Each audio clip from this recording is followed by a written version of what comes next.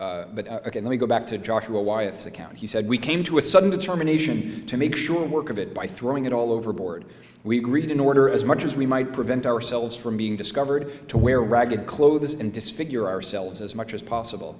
After we had pledged our honor that we would not reveal our secret plan, we separated. At the appointed time," we're getting to the 16th now, we all met according to agreement. We were dressed to resemble Indians as much as possible. We had smeared our faces with grease and soot or lamp black. We should not have known each other save by our voices, and we surely resembled devils from the bottomless pit rather than men.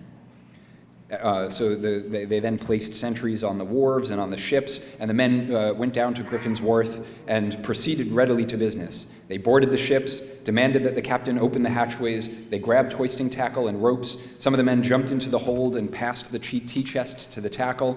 They hoisted the chests on deck, smashed them open with axes, raised them to the railings, and dumped the contents overboard. "We stirred briskly in the business," Wyeth wrote, "from the moment we left our dressing room. We were merry in an undertone at the idea of making so large a cup of tea for the fishes, but we were as still as the case would admit. I never labored harder in my life."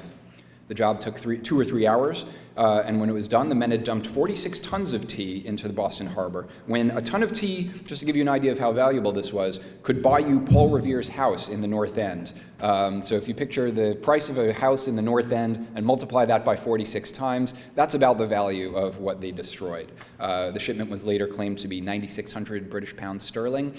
Maybe that'd be equivalent by some measures between $1 and $2 million today. So that doesn't sound like much, but I think that the figure of multiplying the price of a house by 46 and think of it in terms of real estate is maybe a better way to think about it.